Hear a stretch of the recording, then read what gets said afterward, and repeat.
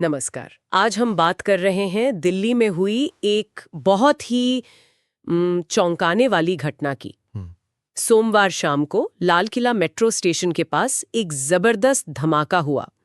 हमारे पास न्यूज़ 24 हिंदी और अमर उजाला की जो शुरुआती रिपोर्ट्स आई हैं, हम उन्हीं के आधार पर आज समझने की कोशिश करेंगे कि आखिर ये हुआ क्या।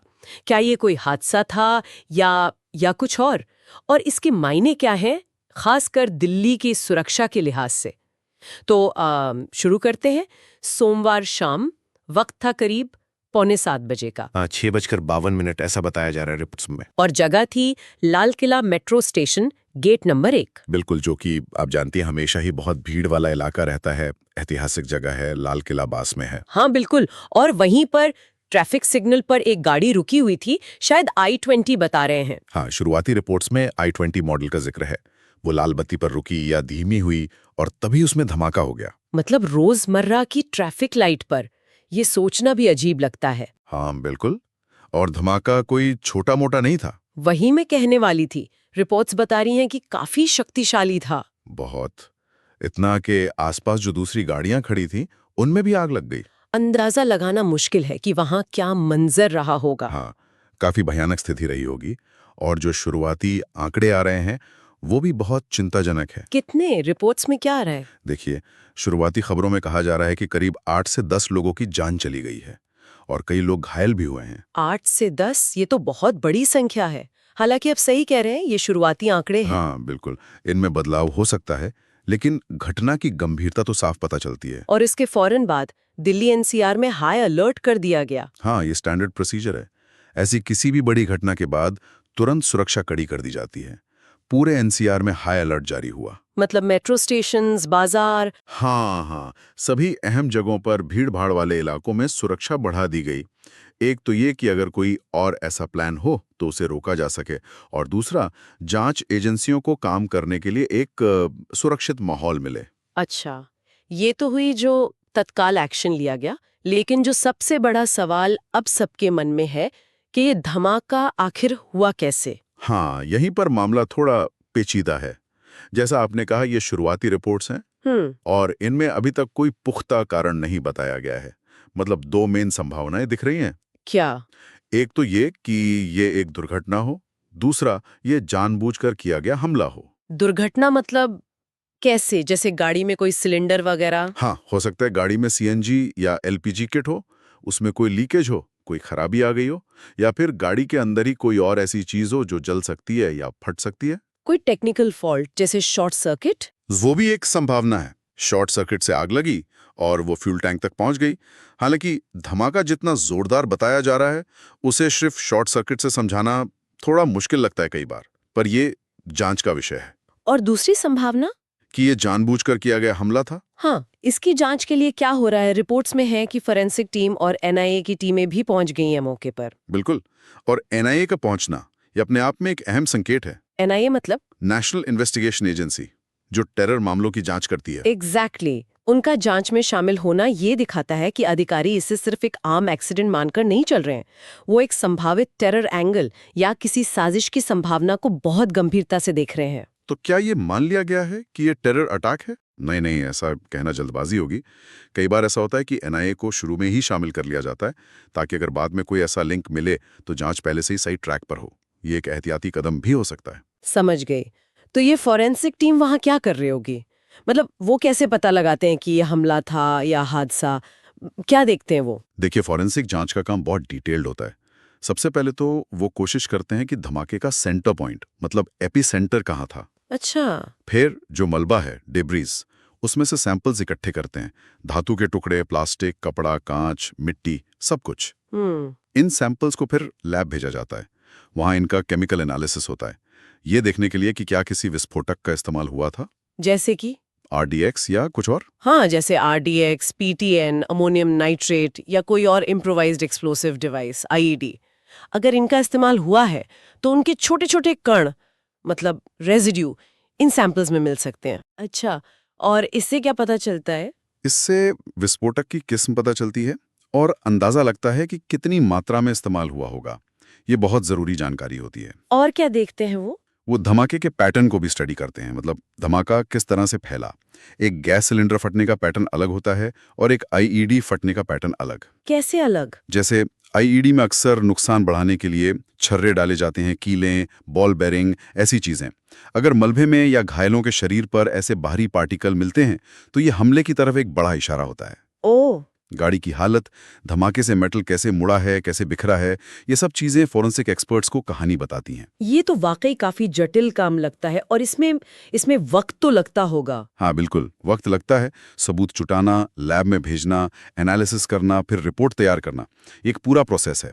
इसीलिए अधिकारी अभी कुछ भी पक्के तौर पर नहीं कह रहे हैं। सही बात है, जल्दबाजी में कुछ कहना ठीक भी नहीं होगा। बिल्कुल नहीं। जब तक फोरेंसिक रिपोर्ट नहीं आ जाती, एनआईए अपनी फाइंडिंग्स नहीं दे देती, तब तक कुछ भी कहना सिर्फ अटकलबाजी होगी। अच्छा, इन सवालों के अलावा एक और सवाल जो दिमाग में आ रहा है कि उस गाड़ी में था कौन? हाँ, ये भी एक बहुत बड़ा सवाल है। क्या उन लोगों की पहचान हुई है? रिपोर्ट्स में कुछ है इसके बारे में? अभी तक इस बारे में कोई पुख्ता जानकारी सामने नहीं आई है।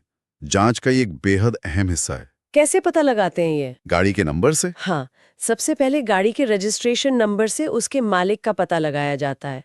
फिर देखा जाता है कि क्या मालिक खुद गाड़ी में था, अगर नहीं तो गाड़ी कौन चला रहा था, कहीं गाड़ी चोरी की तो नहीं थी। गाड़ी में जो लोग थे उनकी पहचान करना बहुत जरूरी है, क्योंकि इससे मोटिव यानी मकसद समझने में मदद मिल सकती है। मतलब क्या उनका किसी आतंकी संगठन से कोई लिंक था, या उनकी किसी से कोई पुरानी दुश्मनी थी, या फिर क्या वो सिर्फ गलत वक्त पर गलत जगह थे? ये सारे एंगल जांचे जाएंगे। और अगर ये हमला था तो क्या निशाना वही लोग थे जो गाड़ी में थे, या ये एक रैंडम हमला था जिसका मकसद सिर्फ दहशत फैलाना था? ये भी एक अहम सवाल है। इसकी जांच के लिए आसपास के सीसीटीवी फुटेज देखे जा रहे होंगे। गाड़ी कहाँ से आई, कहाँ जा रही थी, उसमें कौन बैठा दिख रहा है, ये सब सुराग जुटाए जा रहे होंगे। इस पूरी अनिश्चितता के बीच एक बात तो बिल्कुल साफ है कि ये घटना बहुत बहुत गंभीर है, खासकर इसकी लोकेशन की वजह से। हाँ बिल्कुल, लाल किला ये सिर्फ एक टूरिस्ट स्पॉट नहीं है, ये दिल्ली की पहचान है, भारत का प्रतीक है। सही कहा आपने। इसका सिंबॉलिक महत्व बहुत ज्यादा है। स्वतंत्रता दिवस का मुख्य समारोह यहीं होता है, और इसके आसपास का पूरा इलाका, चांदनी चौक, जामा मस्जिद, ये दिल्ली का पुराना धड़कता हुआ दिल है, जहाँ रोज लाखों लोग आते जाते हैं। लाखों लोग, टूरिस्ट, लोकल लोग, दुकानदार, और मेट्रो स्टेशन होने की वजह से तो भीड़ और भी ज्यादा रहती है। इसीलिए इसे हाई सिक्योरिटी जोन भी माना जाता है। हाँ, यही बात मुझे थोड़ी हैरान कर रही है। अगर ये हाई सिक्योरिटी जोन है तो फिर ऐसा कैसे हो गया? मतलब क्या मतलब होता है हाई सिक्योरिटी का प्रैक्टिकली? देखिए, हाई सिक्योरिटी जोन का मतलब ये होता है कि आमतौर पर यहाँ पुलिस की, सुरक्षा बलों की मौजूदगी ज्यादा रहती है, खासकर खास दिनों पर या जब कोई अलर्ट होता है।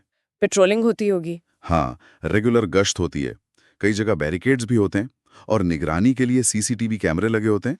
लाल किले के आसपास तो ये सब रहता ही है। तो फिर चूक कहाँ हुई? ये कहना मुश्किल है। देखिए, एक इतने व्यस्त शहरी इलाके में जहां हजारों गाड़ियां रोज गुजरती हैं, हर एक गाड़ी की, हर एक इंसान की पूरी तरह से जांच करना वो प्रैक्टिकली संभव नहीं है जब तक कि कोई स्पेसिफिक इंटेलिजेंस इनपुट ना हो।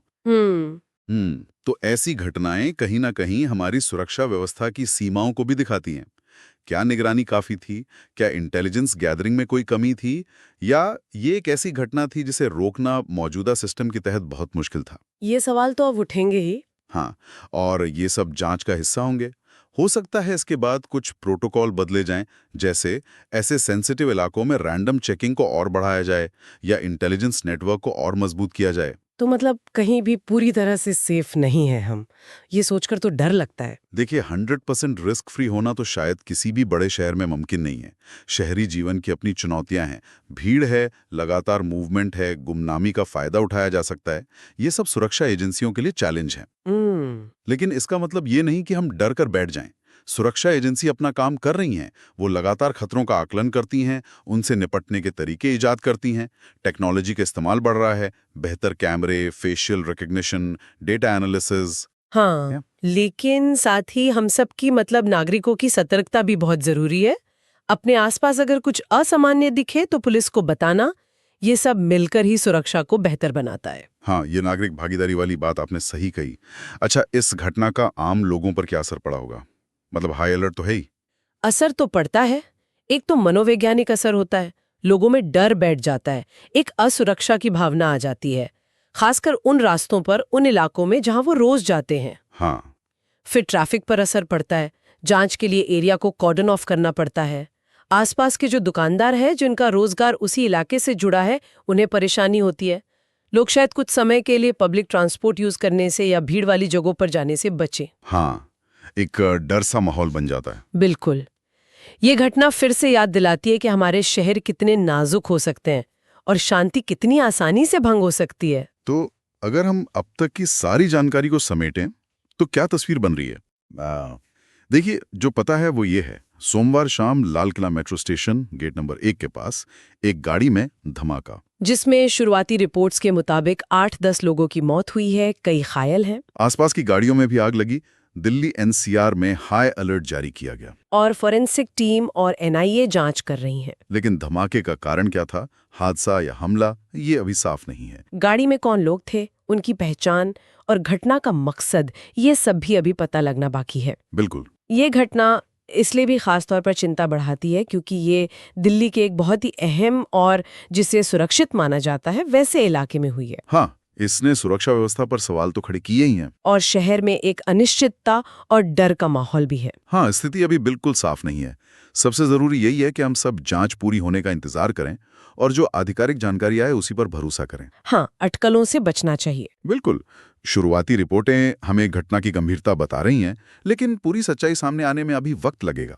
जांच एजेंसियों को अपना काम ठीक से करने देना चाहिए, बिना किसी दबाव के। सही कहा। और जाते जाते एक सवाल शायद हम सबके सोचने के लिए है कि लाल किले जैसे इतने महत्वपूर्ण, इतने हाई सिक्योरिटी माने जाने वाले इलाके के इतने करीब इस तरह की घटना, चाहे वो आखिर में एक भयानक दुर्घटना निकले या एक सोची समझी साजिश, ये हमारे इतने घनी आबादी वाले शहरों को ऐसे अप्रत्याशित लेकिन इतने विनाशकारी खतरों से बचाने की जो लगातार चुनौती बनी हुई है, उसके बारे में क्या कहती है?